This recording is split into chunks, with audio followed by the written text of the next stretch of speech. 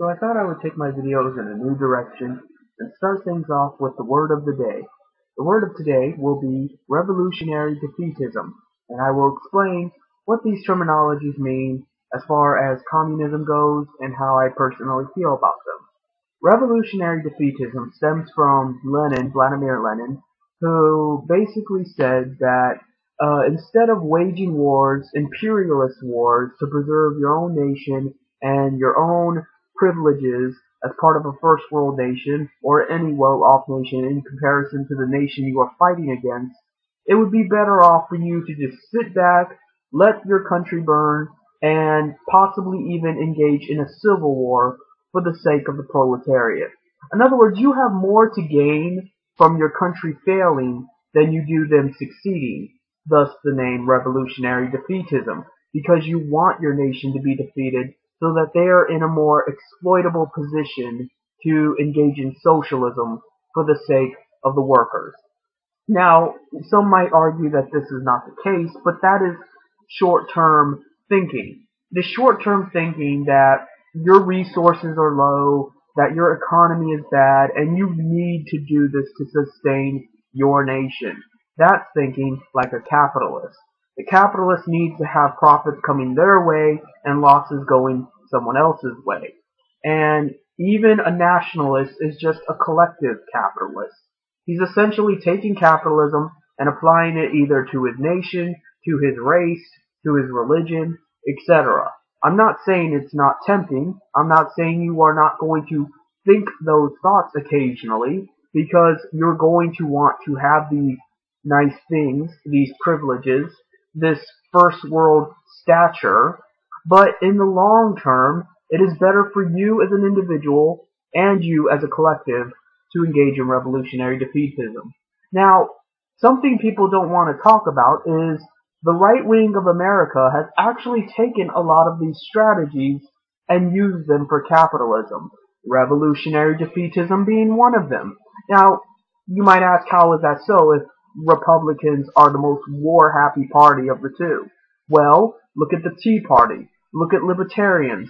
They're the ones saying that they want states to secede, that they want to secede from the Union, and they want to start a civil war and bullshit. I don't actually believe they'll do it. I don't even actually believe they want to do it.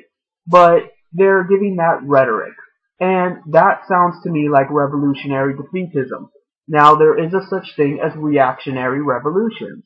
And the ultra-right of America is a good example of reactionary revolutionaries, where they want the country to fail so that capitalism can get an even bigger leverage than it already is.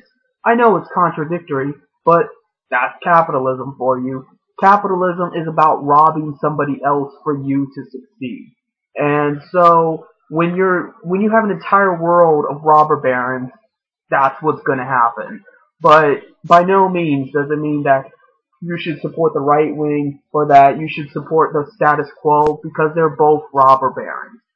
All I'm saying to you is that that's what revolutionary defeatism means, is that at the end of the day, you're not going to get anywhere by defending the status quo. You're not going to get anywhere by defending your nation and the culture that comes along with it as, it's for the best, it's for your own good, you gotta do this so that you don't starve and become impoverished and things like that. It's bullshit. It's all bullshit. In fact, the less that a nation has collectively, the more they have as a proletariat, because then then human life has more value. That's what it comes down to. Capitalists don't value human life, but proletariats do. Workers do. Even the state does. And the only way for that value to be recognized is for nations to be suffering, when they have to rely on the workers of the world to increase the productivity, to increase the value of the nation in and of itself. So I think this is a pretty good tactic. I think this is a pretty good rationalization of how the proletariat can raise his own standard of living. And in short term, just don't join the army. Don't bother going out to die for a useless war that is not to your benefit, because you killing a bunch of brown people for oil is not going to make your gas prices any cheaper. It's not going to give you a lot of money. It's not going to give you all this recognition that you seek. You know, you think all those war medals and shit like that's going to mean anything when you get back home? No, of course not. The best you can hope for being a warlord is maybe getting hired by Blackwater or some other mercenary contractor and making a whole lot of money, killing people as you were before anyway. So, do you expect that to be your life? Do you expect to just be a raging murderer and, murder people in the name of profit? And in fact, the profits you're getting may be nice as an individual, but are vastly, vastly lenient. They're very slivers compared to the huge profit margins that these warmongers are making by engaging in these wars to begin with.